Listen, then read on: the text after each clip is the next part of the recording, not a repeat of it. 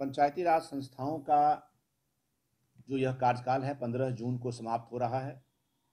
Corona की महामारी की व्यापकता को देखते हुए चुनाव आयोग ने समय पर चुनाव नहीं करा पाया, जिसके कारण एक परेशानी यह उत्पन्न हुई है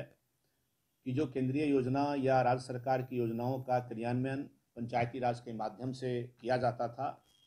वह कैसे किया जाएगा, इस पर एक प्रश्न चिन्ह लगा। लेकिन हाल के दिनों में जब इस पर चर्चा चल रही थी तो जो स्थानीय निकाय के हम लोग विधान परिषद के जो सदस्य हैं और ख़ास करके बिहार बीजेपी के जितने भी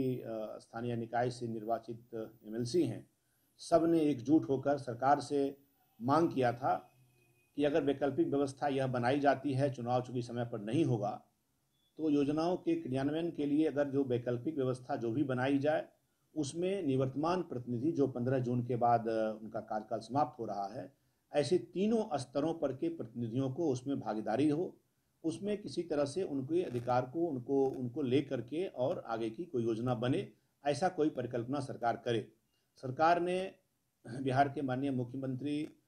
आदरणीय नीतीश कुमार जी के नेतृत्व वाली, भाजपा के नेतृत्व वाली जो सरकार है, उसने पंचायती राज प्रतिनिधियों के लिए शुरू से ही उसके लिए अधिकार, उसके स्वच्छता, उसके सम्मान के लिए हमेशा चिंता करती रही और काम भी किया है इस पर। और इसी का ध्यान में रखते हुए इसी कड़ी में जो एक फैसला आया है, जो एक तय हुआ है, सरकार के कैबिनेट ने तय किया है, बिहार सरकार की कैबिनेट ने ये परामर्शी समिति बना करके जब तक चुनाव नहीं होता है तब तक पंचायतों का काम चलाया जाए। इस परामर्शी समिति में हम लोगों की मांग है और मुझे लगता है कि इस पर निश्चित रूप से सरकार ध्यान दे करके ऐसा कोई निर्णय करने वाली है। उसमें जो निर्वाचित प्रतिनिधि अभी पंचायती राज के हैं तीनों स्तरों पर, पंचायत में, प्रखंड स्तर पर और जिला परिषद के स्तर पर, उनको ले करके, उस निर्वाचित प्रतिनिधियों को ले करके और परामर्शी समिति में उनको रखा जाए और उस परामर्शी समिति में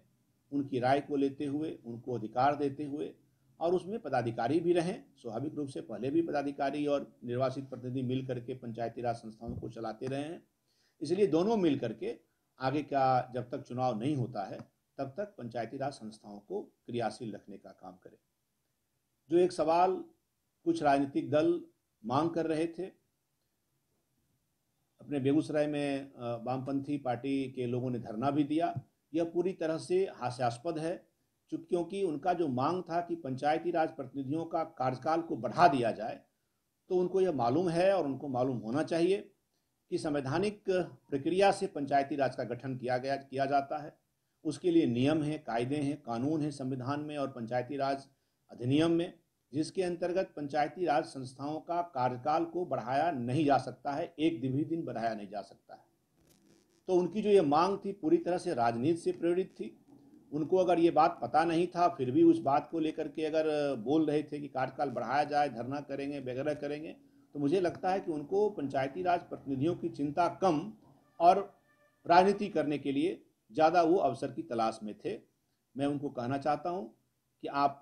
बिल्कुल ना चिंता कभी पहले आपने किया है पंचायती प्रतिनिधियों का, ना अभी करने की आवश्यकता है। बिहार की सरकार पूरी संवेदनशीलता के साथ और पंचायती राज प्रतिनिधियों के सम्मान, उसके अधिकार की रक्षा में सदैव तत्पर रही है। और इस बार भी जब ऐसी परिस्थिति कोरोना के कारण उत्पन्न हुआ है, जिसके कारण पंचायती राज संस्था विघटन हो रहा है 15 जून के बाद, और उसको क्रियाशील रखने के लिए जो नई प्रक्रिया बन रही है, जो परामर्शी समिति की चर्चा आई है, उस परामर्शी समिति में हमारे पंचायत प्रतिनिधियों को रखा जाएगा और वह पदाधिकारियों के साथ मिल करके और पंचायत राज प्रतिनिधि इसको काम को आगे बढ़ाएंगे और इस संस्था को गतिमान रखेंगे तब तक जब तक कि नए सिरे से चुनाव ना हो जाए।